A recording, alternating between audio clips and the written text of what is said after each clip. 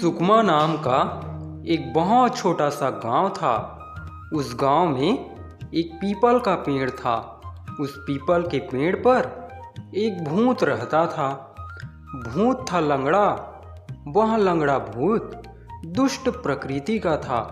उसे मनुष्यों को मारकर खाने में आनंद आता था, लेकिन वह सुकमा गांव के लोगों को मारकर नहीं खाता था। उसे डर था कि वह यदि सुकमा के लोगों को मारकर खाएगा तो वे उस पीपल के पेड़ को काट देंगे जिस पर उसका बसेरा है। इसलिए वह आसपास के गांवों में जाता और कोई मृतक न मिलने पर किसी भी मनुष्य को मारकर खा लेता। पीपल के पेड़ के पास एक किसान का घर था। किसान को पता नहीं था कि उसके घर के पास वाले पीपल के पेड़ पर लंगड़ा भूत रहता है। किसान की एक बेटी थी। बेटी का नाम था जतनी। जतनी बहुत सुंदर थी और गृह कार्य में दक्ष थी। जब जतनी विवाह के योग्य हुई तो उसके पिता को उसके विवाह की चिंता सताने लगी। एक दिन किसान जतनी के विवाह को लेकर अपनी पत्नी से चर्चा कर रहा था। हमारी बेटी अब विवाह के योग्य हो गई है, अब उसके हाथ पीले कर देने चाहिए। जतनी की माँ ने जतनी के पिता से कहा, तुम सच कहती हो, लेकिन हमारे पास इतना पैसा नहीं है कि हम जतनी के लिए कोई अच्छा वर पा सकें। जतनी के पिता ने चिंतित होते हुए कहा, हमारी बेटी इतनी सुंदर है कि कोई भी लड़का उसे अपनी पत्नी बनाना चाहेगा। जतनी की माँ ने गर्व से कहा, सुंदरता भर से कुछ नहीं होता है, विवाह के लिए पैसे भी चाहिए, पैसे भी। जतनी के पिता ने अपनी बात दोहराई, हमारी बेटी घरेलू कामों में कुशल है, वह जिस घर में जाएगी उस घर के दिन फिर जाएंगे। जतनी की माँ विश्वास पूर्वक बोली, तुम्हारा तो दिमाग खराब है। जतनी का पिता झुंझला कर बोला, अरे जतनी की माँ, ये सच है कि हमारी बेटी लाखों में एक है और इसलिए मैं चाहता हूँ कि हमारी बेटी को कोई अच्छा सा वर मिले, लेकिन हमारी ऐसी किस्मत कहाँ। जतनी के माता पिता इसी प्रकार बहुत देर तक जतनी के विवाह को लेकर विचार विमर्श करते रहे। उस समय लंगड़ा भूत पीपल के पेड़ पर अपने डेरे में बैठा हुआ था। उसने जतनी के माता पिता की सारी बातें ध्यानपूर्वक सुनी। लंगड़े भूत को लगा कि जतनी सचमुच बहुत सुंदर है, उसे उसकी योग्य वर मिलना चाहिए। फिर उसके मन में विचार उठा कि क्यों न वह स्वयं जतनी से विवाह कर ले। यूं भी 100 बरस हो चुके थे उसे अकेले रहते रहते। उसे लगा कि यदि जतनी जैसी जीवन संगनी उसे मिल जाए तो उसके सूने जीवन में वसंत आ जाएगा। लंगड़े भूत के मन में जैसे ही जतनी से विवाह करने का विचार आया, वैसे ही उसने एक स्वस्थ सुंदर युवक का वेश धारण किया और जतनी के घर का दरवाजा खटखटाने लगा। कौन है? जतनी के पिता ने घर के भीतर से पूछा। पाहुना, लंगड़े भूत ने उत्तर दिया। क्या चाहिए? जतनी के पिता ने फिर पूछा। पीने को 1 लोटा पानी, लंगड़े भूत ने उत्तर दिया। धातु के लोटे में पियोगे कि मिट्टी के लोटे में? जतनी के पिता ने पूछा। मिट्टी के लोटे में, लंगड़े भूत ने कहा। मिट्टी के लोटे में क्यों? धातु के लोटे में क्यों नहीं? जतनी के पिता ने फिर पूछा। मिट्टी में लोटे का पानी अधिक ठंडा रहता है और पाहुना की प्यास ठंडे पानी से ही बुझती है, लंगड़े भूत ने उत्तर दिया। लंगड़े भूत का उत्तर सुनकर जतनी का पिता बहुत प्रभावित हुआ और उसने झट से दरवाज़ा खोला। अपने सामने एक सुंदर सुशील युवक को पाकर वहाँ चकित रह गया। तब तक जतनी की माँ मिट्टी के लोटे में पानी भर लाई। लंगड़े भूत ने पानी पिया और जतनी की माँ को धन्यवाद दिया। कहाँ से आ रहे हो और कहाँ जा रहे हो बेटा? जतनी के पिता ने लंगड़े भूत के शिष्टाचार से प्रभावित होकर मधुर स्वर में पूछा। महानदी के तट से आ रहा हूँ और नर्मदा किनारे जाऊँगा। लंगड़े भूत ने उत्तर दिया। अरे इतनी दूर से आ रहे हो और इतनी दूर जाओगे? जतनी का पिता आश्चर्य से बोला। काम काज की तलाश में भटक रहा हूँ। लंगड़े भूत ने कहा। ओहो, तुम्हारे घर परिवार में कौन कौन है? जतनी की माँ ने पूछा। कोई नहीं, भूत ने कहा। कोई नहीं? जतनी की माँ ने चकित होकर पूछा। कोई तो होगा। मेरे माता पिता महानदी की बाढ़ में डूबकर मर गए। होने को नाते रिश्तेदार हैं, लेकिन सब स्वार्थ के मीत है। मेरे पास कोई कामकाज नहीं था, इसलिए सब ने मुझे दुत्कार दिया। अब मुझे जहाँ भी काम मिल जाएगा वहाँ काम करूँगा, अपना घर बसाऊँगा और वहीं रह जाऊँगा, लौट कर वापस नहीं जाऊँगा। लंगड़े भूत ने कहा। यह सुनकर जतनी का पिता बहुत प्रसन्न हुआ। उसे लगा कि भगवान ने उसकी प्रार्थना सुन ली और घर बैठे एक योग्य युवक भेज दिया। काम तो हमारे गांव में भी मिल सकता है। तुम ऐसा करो कि हमारे गांव के साहूकार के पास चले जाओ और उनको अपनी समस्या बताओ।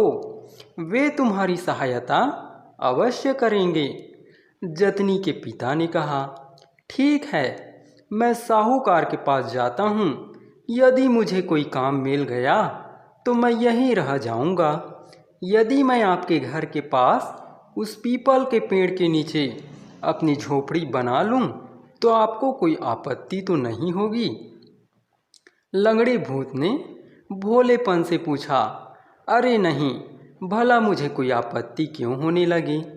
तुम पास में रहोगे तो हमें भी प्रसन्नता होगी। जतनी के पिता ने कहा। इसके बाद लंगड़ा भूत साहूकार के पास गया। साहूकार ने उससे उसकी योग्यता पूछी। तुम क्या काम कर सकते हो? मैं जीवित को मार सकता हूँ और मरे को जिला सकता हूँ। लंगड़े भूत ने उत्तर दिया। क्या मतलब तुम्हारा? लंगड़े भूत का उत्तर सुनकर साहूकार चकराया। मेरा मतलब है कि मैं फसल काट सकता हूँ और बीज से पौधे उगा सकता हूँ। लंगड़े भूत ने कहा। बहुत बढ़िया, तुम खेती किसानी कर सकते हो और बुद्धि में भी कम नहीं हो। मुझे तुम्हारे जैसा होनहार युवक चाहिए था। साहूकार ने कहा। तो मेरी नौकरी पक्की? हाँ पक्की, साहूकार ने कहा। फिर पूछा, पगार कितनी लोगे, जितने में मैं और मेरी पत्नी आराम से रह सके? लंगड़े भूत ने कहा। तो तुम्हारी पत्नी भी तुम्हारे साथ है? अभी तो नहीं है, मगर हो जाएगी यदि आप मेरी मदद करें तो। लंगड़े भूत ने कहा। मैं मदद करूं? कैसी मदद? साहूकार ने पूछा। जिस किसान ने मुझे आपके पास भेजा है उस किसान की बेटी पर मैं मोहित हो गया हूँ। यदि आप किसान से कहकर उसकी बेटी के साथ मेरा विवाह करा दे तो मेरा जीवन सुखी हो जाएगा। किसान की बेटी का नाम है जतनी। लंगड़े भूत ने कहा। ठीक है, तुम कुछ दिन काम करो। यदि मुझे लगा कि तुम जतनी के योग्य हो तो मैं तुम्हारा विवाह उसके साथ करा दूंगा। साहूकार ने आश्वासन दिया। लंगड़े भूत के लिए कोई भी काम कठिन नहीं था। वह चुटकी बजाता, मंत्र फूंकता और काम हो जाता। साहूकार लंगड़े भूत के काम से अत्यंत प्रसन्न हुआ। उधर जतनी ने भी लंगड़े भूत को देखा तो उसे भी वहाँ पसंद आया। जतनी को अब तक पता चल गया था कि उसके पिता पाहुना यानी लंगड़े भूत के साथ उसका विवाह करना चाहते हैं। यह कोई नहीं जानता था कि पाहुना कोई मनुष्य नहीं अपितु लंगड़ा भूत है।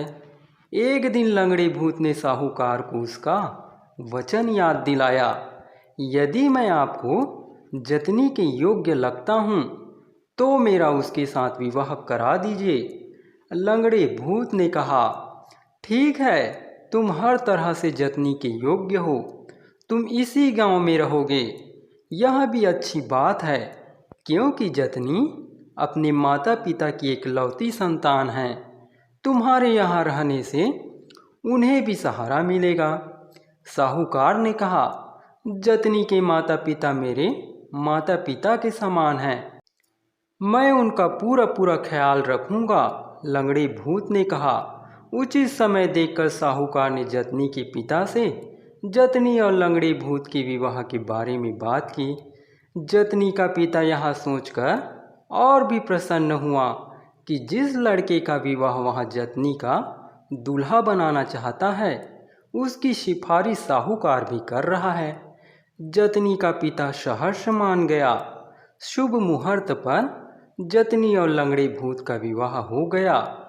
साहूकार ने लंगड़े भूत की झोपड़ी की जगह एक अच्छा घर बनवा दिया। उस घर में जतनी और लंगड़ा भूत सुखपूर्वक रहने लगे।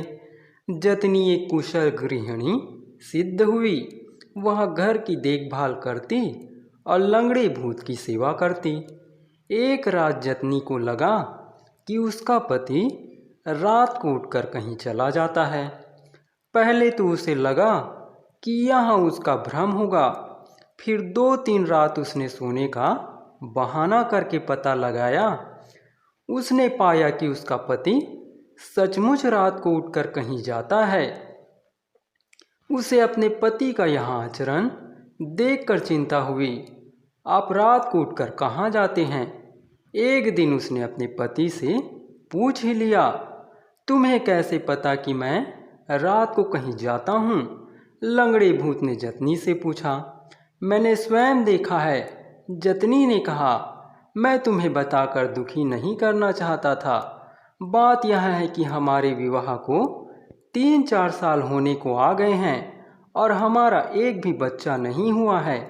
इसलिए मैं रात को उठकर अपने कुल देवता की पूजा करने जाता हूँ, ताकि वे प्रसन्न होकर तुम्हारी गोद भर दे। लंगड़े भूत ने झूठ बोलते हुए कहा, अरे ऐसा है तो मैं भी तुम्हारे साथ चलूँगी, मैं भी तुम्हारी कुल देवता की पूजा करूँगी। जतनी ने उत्साहपूर्वक कहा, नहीं, तुम नहीं चल सकती हो, वे मेरे कुल देवता है। लंगड़े भूत ने कहा, जब मेरा तुमसे विवाह हुआ है तो तुम्हारा कुल अब मेरा कुल है और तुम्हारे कुल देवता मेरे कुल देवता है, इसलिए तो तुम्हारे साथ हर हाल में चलूँगी। जतनी ने हट करते हुए कहा, ठीक है, चलना। लंगड़े भूत ने जतनी की बात मान ली। अगली रात जब लंगड़ा भूत उठा तो जतनी भी उठ बैठी। उसने पूजा की थाली सजाई और लंगड़े भूत के साथ हो ली।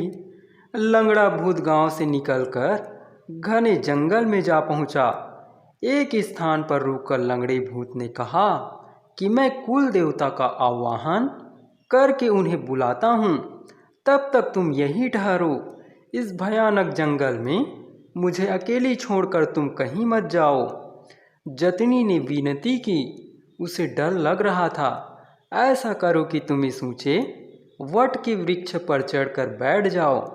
मेरे आने तक वहीं रुकना, नीचे मत उतरना। यह कहकर लंगड़ा भूत अंधेरे में कहीं गायब हो गया। जतनी वट वृक्ष पर चढ़कर बैठ गई। जब बहुत देर तक उसका पति नहीं लौटा तो उसे चिंता सताने लगी। इतने में शेर के दहाड़ने की आवाज़ सुनाई दी। जतनी और डर गई। फिर उसे लगा कि कहीं शेर उसके पति को ना खा जाए। यह सोचते ही उसका डर दूर हो गया और वह झट से वृक्ष से नीचे उतरी और अपने पति को ढूंढने लगी। अभी वह कुछ दूर ही गई होगी कि लताओं की झुरमुट की दूसरी ओर उसे अपना पति दिखाई दिया। उसका पति जमीन में बैठकर मनुष्य का शव खा रहा था। यह दृश्य देखकर जतनी मूर्छित होते होते बची। वह समझ गई कि उसका पति कोई मनुष्य नहीं अपितु एक भूत है। जतनी हड़बड़ाकर भागने को जैसे ही पलटी, वैसे ही लंगड़े भूत ने जतनी को देख लिया। जतनी रुको, वह चिल्लाया, मैं तुमको मारना नहीं चाहता था, लेकिन अब तुमने मेरा असली रूप देख लिया है, तो अब मैं तुम्हें मार डालूंगा, जिससे तुम भी मेरी तरह भूत बन जाओगी। फिर हम आराम से रहेंगे और मनुष्यों को मार मार कर खाया करेंगे। जतनी ने यह सुना तो वह और अधिक डर गई। वह और तेज भागने लगी, किंतु लंगड़ा भूत उससे अधिक तेज था। जब जतनी को लगा कि लंगड़ा भूत उसे पकड़ लेगा, तो उसने एक पीपल के पेड़ से रक्षा करने की प्रार्थना की। पीपल पीपल, मुझे बचाओ, मेरा पति भूत है, मुझे खा जाएगा, मुझे छिपाओ। जतनी की प्रार्थना सुनकर पीपल का पेड़ बीच से 2 हिस्से में फट गया। जतनी उसमें जा बैठी। पीपल का पेड़ फिर पहले जैसा साबुत हो गया। लंगड़ा भूत चकित था कि जतनी कहाँ चली गई। वह जतनी को ढूंढता ढूंढता दूर निकल गया। जब जतनी आश्वस्त हो गई कि उसका पति दूर चला गया है, तो उसने पीपल से फिर प्रार्थना की, पीपल पीपल, तुमने मेरे प्राण बचाए, मेरा पति भूत है, मुझे खा जाता, अब वह दूर चला गया है, इसलिए तुम मुझे अब जाने दो। यह सुनकर पीपल का पेड़ फिर से 2 फांक हो गया। जतनी उसमें से बाहर निकली और जंगल में चल पड़ी। जतनी भटकती भटकती भूख प्यास के मारे बेहाल हो गई। वह 2 रात 2 दिन जंगल में भटकती रही। उसे दिशा का भी ज्ञान नहीं था। वह अपने घर का रास्ता भी नहीं जानती थी। उसे लग रहा था कि कोई जंगली जानवर उसे खा जाएगा और वह कभी अपने घर नहीं पहुंच पाएगी। तभी अचानक उसे एक झोपड़ी दिखाई दी। वह झोपड़ी एक छोटे से गांव में थी। गांव में 10-15 घर थे। वह झोपड़ी गांव के बाहर की ओर थी, इसलिए जतनी को वहीं सबसे पहले दिखाई दी। जतनी गिरती पड़ती उस झोपड़ी में पहुंची। वह झोपड़ी एक बुढ़िया की थी। जैसे ही बुढ़िया ने जतनी को देखा, तो उसका चेहरा खिल उठा। आओ आओ बहू, मैं तो तुम्हारी ही प्रतीक्षा कर रही थी। उस बुढ़िया ने जतनी का स्वागत करते हुए कहा। यह सुनकर जतनी चकित रह गई। उसे लगा कि जिस बुढ़िया से वह कभी मिली नहीं, जिसे उसने कभी देखा ही नहीं, वह उसे बहू कहकर क्यों पुकार रही है। कहीं यहाँ उस लंगड़ी भूत की साथीन तो नहीं है।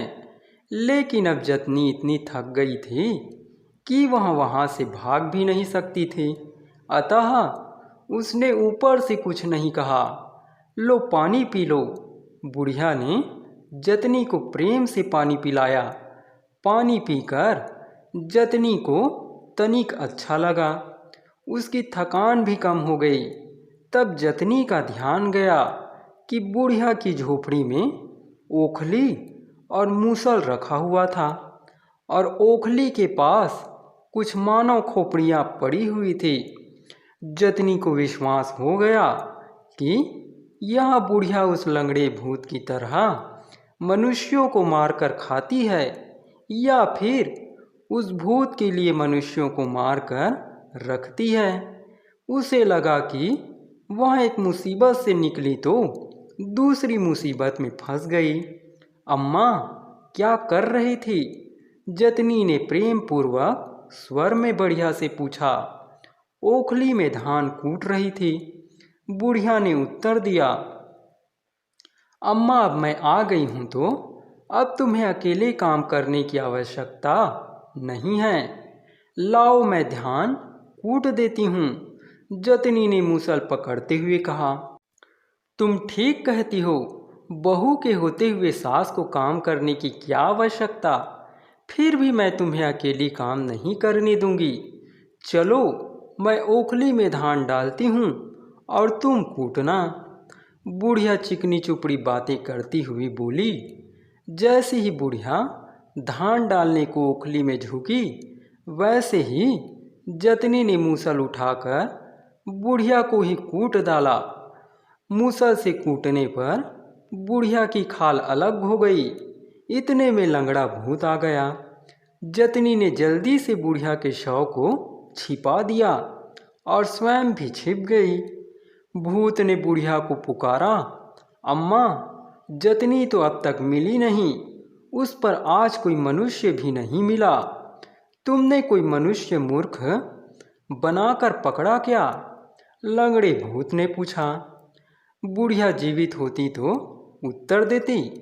तब जतनी ने जल्दी से बुढ़िया की खाल पहन ली और बुढ़िया की आवाज़ बनाकर बोली, बेटा, अब मुझे भी यहाँ कोई मनुष्य नहीं मिल पाता है, इसलिए अब मैं दूसरी जगह जाने की सोच रही हूँ। हो सकता है कि आज ही मैं कहीं और चली जाऊंगी।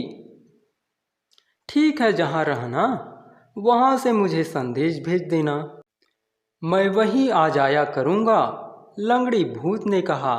हाँ, ये ठीक रहेगा, बुढ़िया के बीच में जतनी ने कहा।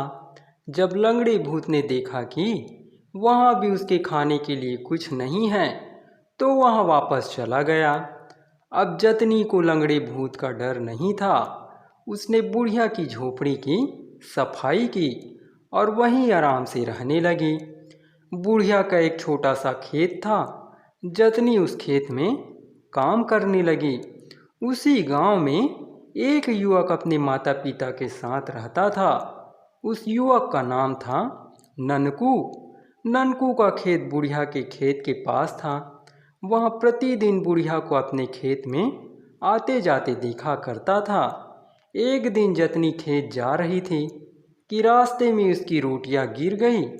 ननकू ने देखा तो उसे लगा कि बुढ़िया की रोटियां गिर गई हैं। अतः वह रोटियां उठाकर बुढ़िया को दे दी, अन्यथा बुढ़िया को दोपहर में भूखा रहना पड़ेगा। ननकू ने रोटियां उठा ली। फिर उसके मन में आया कि ये रोटियां वह दोपहर में ही देने जाएगा, तब वह बुढ़िया के साथ बैठकर अपनी रोटियां भी खा लेगा। आखिर बुढ़िया रोज अकेली रोटियां खाती है। दोपहर होने पर ननकू रोटियां लेकर बुढ़िया के खेत पर पहुंचा। बुढ़िया उसे नहीं दिखी। तब वह बुढ़िया को खोजने लगा। बुढ़िया के खेत के पास से एक नदी बहती थी। ननकू को लगा कि कहीं बुढ़िया नदी में नहाने ना गई हो। यह विचार करके वह नदी के पास पहुंचा। वहाँ उसने देखा कि एक सुंदर युवती नदी में नहा रही है। वहाँ युवती नहाकर नदी के पानी से बाहर आई और उसने बुढ़िया की खाल पहन ली। यह देखकर ननकू दंग रह गया, परंतु वह युवती पर इतना मोहित हो गया कि उसने उसी पल निश्चय कर लिया कि वह इस युवती से विवाह करके रहेगा। ननकू जतनी की रोटियां उसके खेत में एक पेड़ के नीचे रखकर अपने खेत में लौट आया। शाम को जब वह अपने घर लौटा तो उसने घर पहुंचते ही अपने माता पिता से कह दिया कि वह बुढ़िया से विवाह करना चाहता है। यह सुनकर उसके माता पिता चकरा गए। वह बुढ़िया तो ननकू की माँ से भी अधिक आयु की थी। ननकू के माता पिता ने ननकू को समझाने का बहुत प्रयास किया, लेकिन ननकू जानता था कि बुढ़िया की खाल के भीतर एक सुंदर युवती है। समस्या यहाँ थी कि वह ये बात किसी से कह नहीं सकता था, क्योंकि कोई भी उसकी इस बात पर विश्वास नहीं करता, उल्टे उसका मजाक ही उड़ाता। इसलिए ननकू ने किसी को सच्चाई नहीं बताई। जब ननकू के माता पिता उसे समझा समझा कर हार गए तो उन्होंने बुढ़िया के साथ विवाह करने की अनुमति उसे दे दी। बुढ़िया के रूप में रहने वाली जतनी से ननकू ने विवाह कर लिया। जतनी को भय था कि कहीं किसी दिन लंगड़ा भूत फिर से ना आ जाए, इसलिए उसने बुढ़िया की खाल पहनना नहीं छोड़ा। गांव वालों ने जब देखा कि ननकू ने अपनी माँ से बड़ी आयु की बुढ़िया से विवाह कर लिया है, तो उन्हें लगा कि वह बुढ़िया अवश्य कोई डायन होगी जिसने ननकू को अपने वश में कर लिया है। जब इस प्रकार की अफवाह चारों ओर फैली तो ननकू को चिंता हुई। उसे लगा कि कहीं गांव वाले उसकी पत्नी को डायन समझकर मार न डाले। इसलिए एक दिन उसने अपनी बुढ़िया पत्नी का चुपचाप पीछा किया। जब उसकी पत्नी बुढ़िया की खाल उतारकर नदी में नहाने गई तो ननकू ने खाल उठा ली और उसे जला दिया। ननकू की पत्नी अर्थात जतनी अब नहाकर नदी से बाहर आई और उसने पहनने को बुढ़िया की खाल उठानी चाही, तो वहाँ उसे बुढ़िया की खाल की राख दिखाई दी। इतने में ननकू भी सामने आ गया। तुम इतनी सुंदर होकर भी बुढ़िया की खाल में क्यों रहती थी? ननकू ने पूछा। लंगड़े भूत के डर से, जतनी ने कहा, और फिर ननकू को अपना पूरा किस्सा सुना डाला। अब तुम्हें लंगड़े भूत से डरने की आवश्यकता नहीं है। मैं भूत प्रेत भगाना जानता हूँ। अब लंगड़ा भूत तुम्हें कभी तंग नहीं कर सकेगा। ननकू ने जतनी को आश्वस्त किया। इसके बाद जतनी और ननकू गांव लौट आए। गांव लौटकर ननकू ने जतनी के बारे में पूरे गांव वालों को बताया। गांव वाले यह जानकर खुश हो गए कि जतनी कोई डायन वायन नहीं है, वहाँ तो एक सुंदर युवती है। जतनी और ननकू सुखपूर्वक जीवन व्यतीत करने लगे। एक दिन गांव में एक चूड़ी बेचने वाला आया। गांव की सभी स्त्रियां उससे चूड़ी खरीदने पहुंची। जतनी भी गई। चूड़ी वाले ने सभी स्त्रियों से चूड़ी के पैसे लिए, किंतु जतनी से पैसे नहीं लिए। इस पर जतनी को संदेह हुआ, चूड़ी वाले तुम मुझसे पैसे क्यों नहीं ले रहे हो? जतनी ने पूछा, तुम्हारी कलाइयाँ मेरी पत्नी की कलाइयों की तरह सुंदर है, इसलिए मुझे उसकी याद आ गई और मैंने तुमसे पैसे नहीं लिए। चूड़ी वाले ने उत्तर दिया, तुम्हारी पत्नी कहाँ है? जतनी ने पूछा, वहाँ खो गई है। चूड़ी वाले ने बताया। अब जतनी का संदेह पक्का हो गया। तुम्हारी पत्नी तुम्हें मिल जाए तो क्या करोगे? जतनी ने पूछा, अपने साथ रखूँगा, 7 जन्मों तक ना छोड़ूंगा। चूड़ी वाले ने उत्तर दिया, और जो तुम्हारी पत्नी तुम्हारे साथ न रहना चाहे तो? जतनी ने पूछा, वह मना कर ही नहीं पाएगी, उसे मैं अपने जैसा बना लूँगा और अपने साथ रखूँगा। चूड़ी वाले ने उत्तर दिया। जतनी समझ गई कि वह चूड़ी वाला और कोई नहीं अपितु लंगड़ा भूत है और उसने जतनी को पहचान लिया है। जतनी डर गई। उसने लंगड़े भूत के आने के बारे में ननकू को बताया। डरो मत, तुम आज से मेरी माँ के पास सोया करो, फिर देखो मैं उस लंगड़े भूत को कैसे भस्म करता हूँ। ननकू ने कहा। उस दिन से जतनी रात के समय ननकू की माँ के पास सोने लगी। इधर ननकू ने मिट्टी से जतनी का प्रतिरूप बनाया और उसे बिस्तर पर लिटा दिया। ननकू उस मिट्टी की जतनी के साथ सोने लगा। एक रात लंगड़ा भूत चुपके से ननकू के कमरे में घुसा। उसने समझा कि ननकू की बगल में जतनी सो रही है। लंगड़े भूत ने मिट्टी की जतनी को असली जतनी समझकर खाने का प्रयास किया, जिससे ननकू की नींद खुल गई और उसने मंत्र पढ़कर सरसों के दाने लंगड़े भूत पर उछाल दिए। सरसों के दाने लंगड़े भूत पर गिरते ही लंगड़ा भूत भस्म हो गया। इस प्रकार जतनी को लंगड़े भूत के भय से सदा सदा के लिए मुक्ति मिल गई। लंगड़े भूत के भस्म हो जाने के बाद जतनी और ननकू सुखपूर्वक अपना जीवन व्यतीत करने लगे।